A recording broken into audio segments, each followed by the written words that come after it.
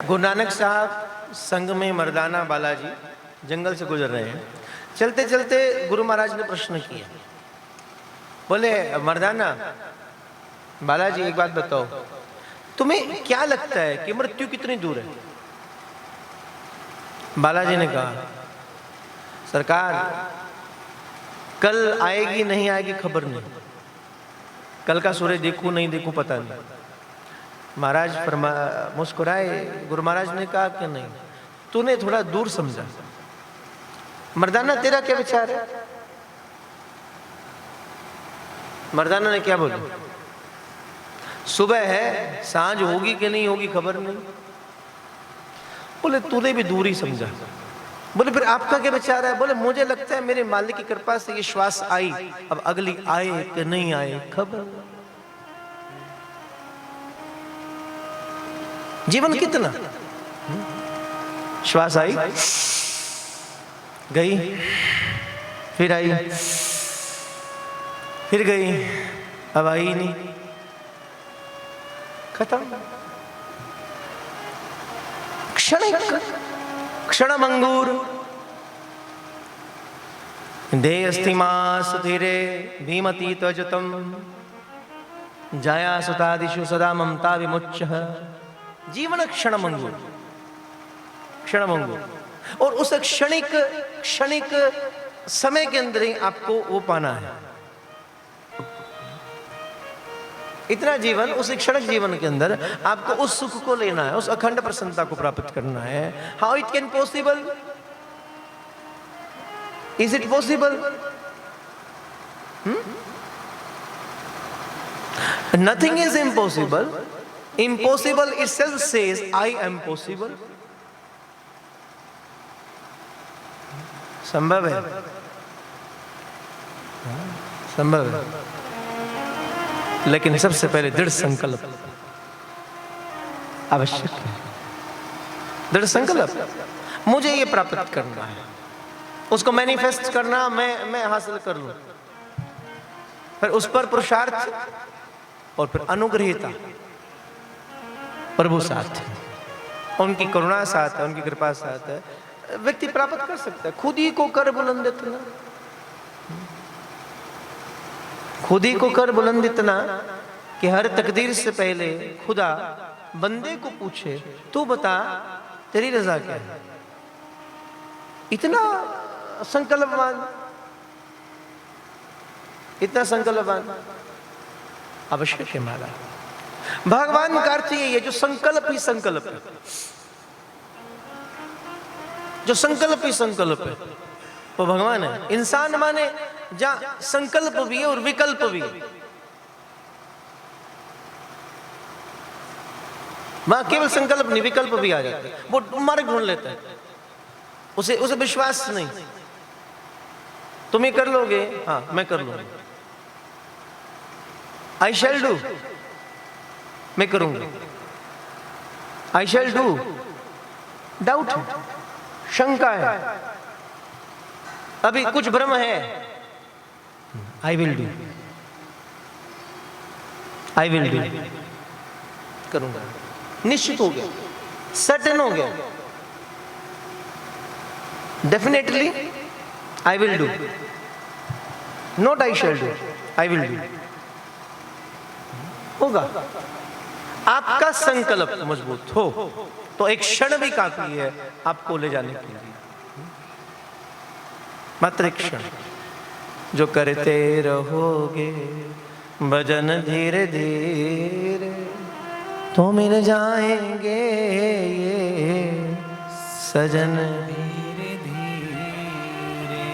कोई काम दुनिया में मुश्किल नहीं है, कोई काम दुनिया में मुश्किल नहीं है, मुश्किल नहीं है, कोई काम दुनिया में मुश्किल नहीं है, मुश्किल नहीं है।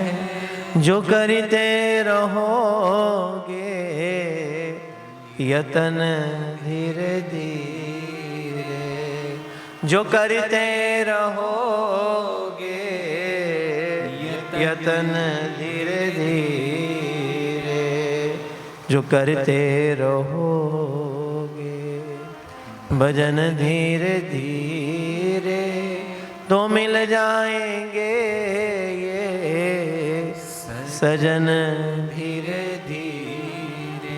विश्वास, सपथ आत्मविश्वास जो प्राप्त करना वो होगा। मात्र 7 दिवस परीक्षित के पास। अब नन्हे गंगा जी का तट है, साधु संत महात्मा करीब बैठे हैं। बोले मेरा सौभाग्य, मुझे अवसर मिला, मैं इन 7 दिन प्रभु को पालूं, मैं मात्र 7 दिवस में प्रभु को प्राप्त कर लूं। इसलिए सूर्य जी कह रहे हैं काल व्याल मुख ग्रास त्रास नरनाश हेतवे श्रीमद् भागवतम शास्त्रम कलो किरेण भाषितम।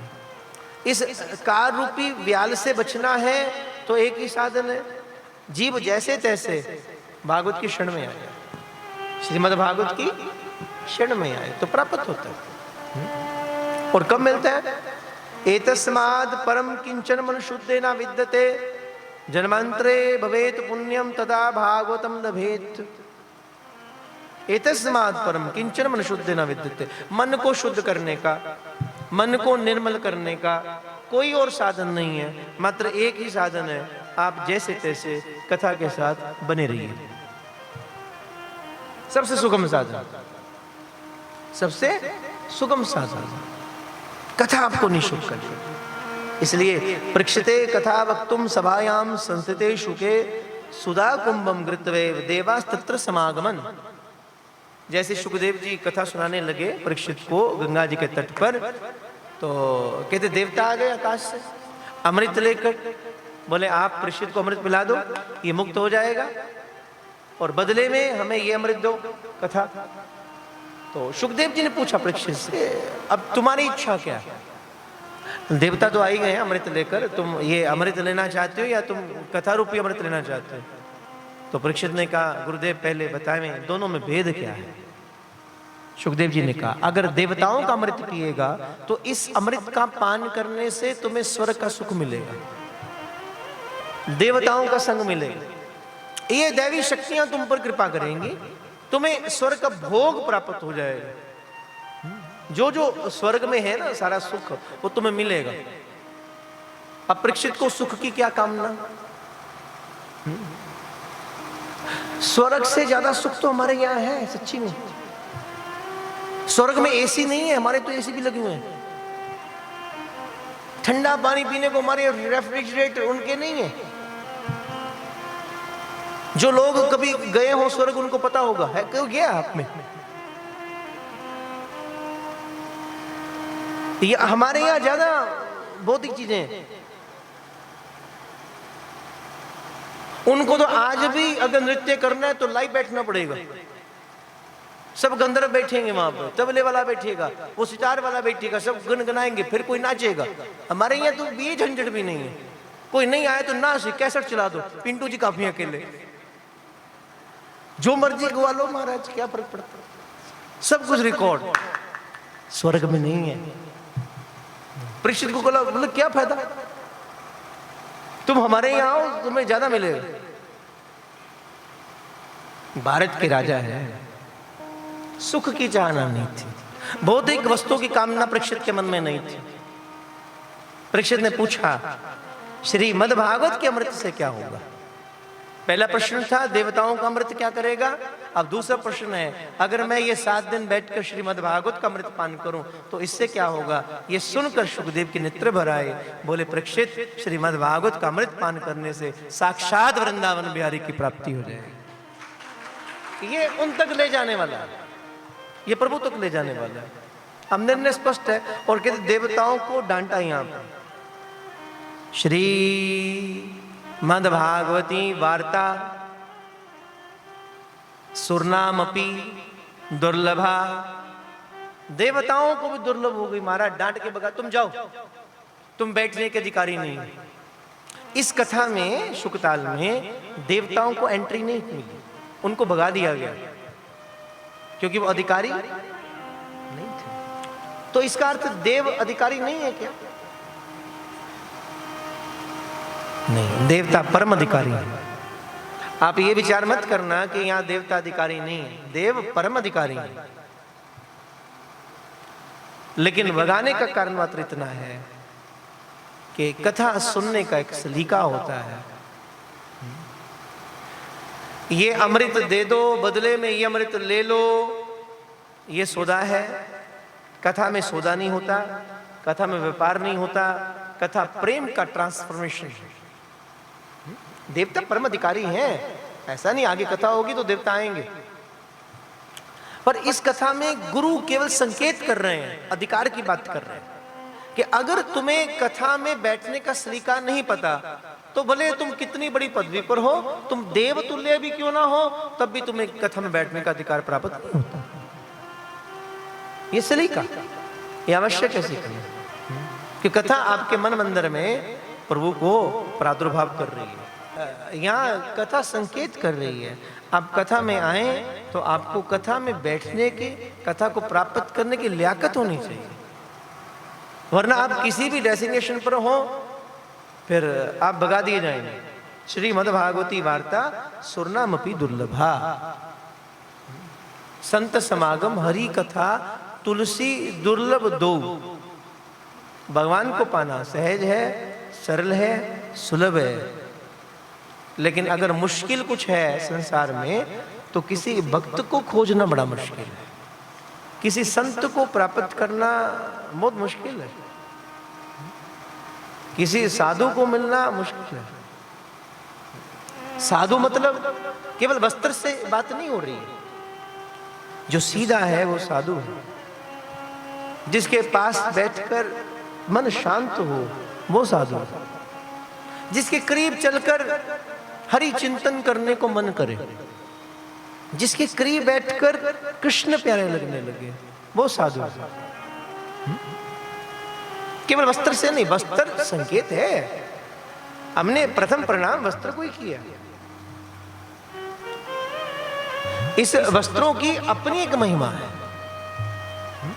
हमने गेरुआ देखा, प्रणाम किया, वो हमारी संस्कृति है।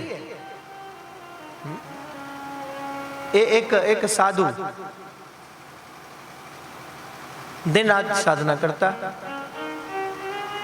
और उसकी कुटिया, वो छोटी सी कुटिया थी, और कुटिया के सामने एक वैश्य का कोठा था, बड़ी सुंदर, बड़ा गजब, लाखों लोग दीवाने थे उसके, आना जाना लगा रहता था उसका खूब। समय बीता, कुछ कालांतर के बाद दोनों की मृत्यु हुई, कोइंसिडेंट एक ही बार में। तो पार्षद आए, उनके हाथ में एक लेटर था, एक पत्र था, एक साधु के नाम पर, एक वैश्य के नाम पर। अब साधु के नाम पर जो पत्र था उसमें था आपको नरक जाना पड़ेगा, और वैश्य के नाम पर जो पत्र था उसमें लिखा गया था तुम वैकुंठ जाओ।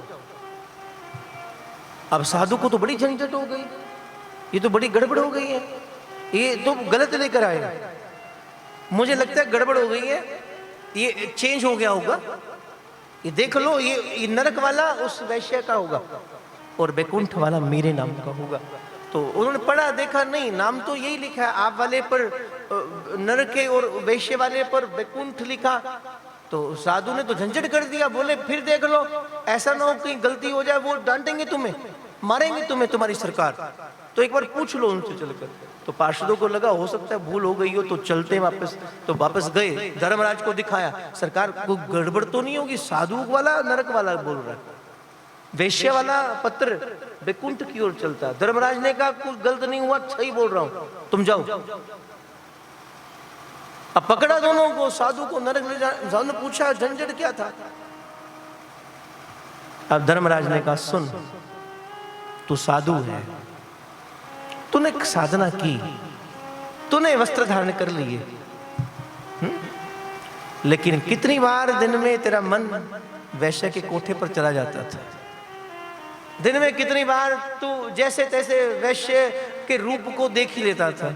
हाँ, समाज के डर के कारण तो जा नहीं पाया, तो निकल नहीं पाया, लेकिन मन तेरा बहुत बार जब घुंघरू की आवाज आती थी, छल छलाती थी, कोई जाता था उसके कोठे पर, तो तेरा भी मन कभी कभी चुपके निकल जाता था, फिसल जाता था, एक बार चला ही जाऊं, लेकिन फिर लिहाज था तो रुक गया, जा नहीं पाया, पर मन में तो था ना, इसलिए तो नरक जा रहा है।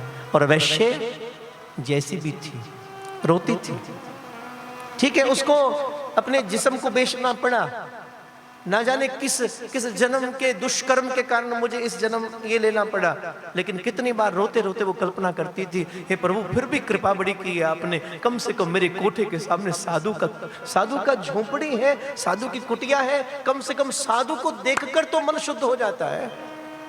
कितनी बार वो मन से तेरा दर्शन करती थी, कितनी बार वो धन्यवाद देती थी, प्रभु आपने बड़ी कृपा की, मेरे जैसे दुष्प्राणी के सन्मुख के साधु को बिठा दिया, कम से कम मेरा कल्याण हो जाएगा। इनका दर्शन करते, तू साधु होकर भी वैश्य के रूप का दर्शन करता था, वो वैश्य होकर भी तेरी साधुता का दर्शन करती थी, इसलिए परिणाम तन का नहीं निकला, परिणाम मन का निकला। जिसके मन में वैश्य थी वो नरक में जा रहा है, और जिसके मन में साधुता थी वो वैकुंठ जा रहा है।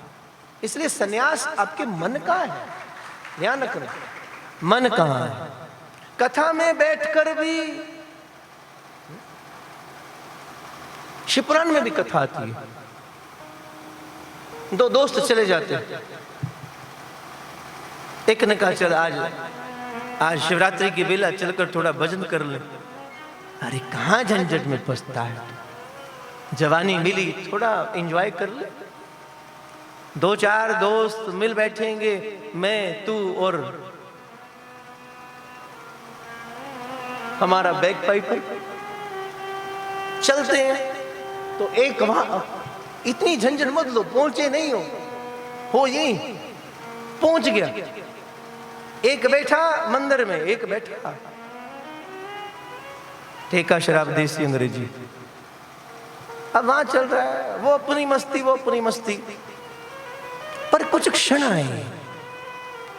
आए अति महत्वपूर्ण, मंदिर में बैठने वाला सोच रहा है यार कम से कम उसके साथ चलता, दो चार दोस्त बैठते, थोड़ा एक शेक लगता, थोड़ा मजा आता, और ठेके पर बैठने वाला विचार करता वो आज कथा में बैठा सत्संग कर रहा होगा, कितना कल्याण का मार्ग, मैं मूर्ख गया नहीं। भेद,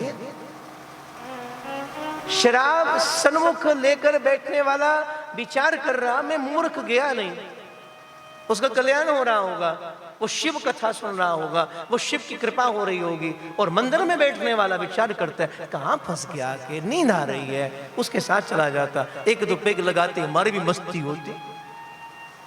सुबह हुई, दोनों की देह खत्म हो गई, और परिणाम वही हुआ, मंदिर में बैठने वाला नरक की ओर गया, और वहां बैठने वाला प्रभु के चरणों की ओर गया। कारण इतना था, मंदिर में बैठकर भी मन मंदिर में नहीं था। ये ध्यान रखना, सावधान होकर कथा सुनना, कहीं ऐसा ना हो बैठे तो कथा में हो पर मन कहीं और जा रहा हो, क्योंकि फल मन का है, सन्यास मन का है, आपकी भावनाएं मन की हैं। मन साधु है, फिर क्या फर्क पड़ता है तुमने वस्त्र कौन से पहने, फिर अधिक फर्क नहीं पड़ता। वस्त्र पहनने के बाद भी साधुता नहीं आई, वस्त्र पहनने के बाद भी छल है, कपट है, दुर्भावना है। वेश हमने ब्राह्मण का धारण किया, वेश हमने साधु का धारण किया, लेकिन भीतर ब्रह्म नहीं है, भीतर कपट, तो फिर नहीं पहुंच पाए। जहाँ छल है तभी मानस में मन, राम कह रहे हैं निर्मल मन जन सो मोहि पावा, मोहे कपट छल छिद्र ना भावा। जिनके मन में सादगी, जिनके मन में भोलापन है, निर्मलता है, वो मेरी प्राप्ति करते हैं, और जिनके मन में छल है वो मुझे प्राप्त नहीं कर पाते। इसलिए वो छल कैसे दूर हो, साधन किए राम नाम के साबुन से जो मन का मैल छुड़ाएगा, निर्मल मन के दर्पण में वह राम का दर्शन पाएगा।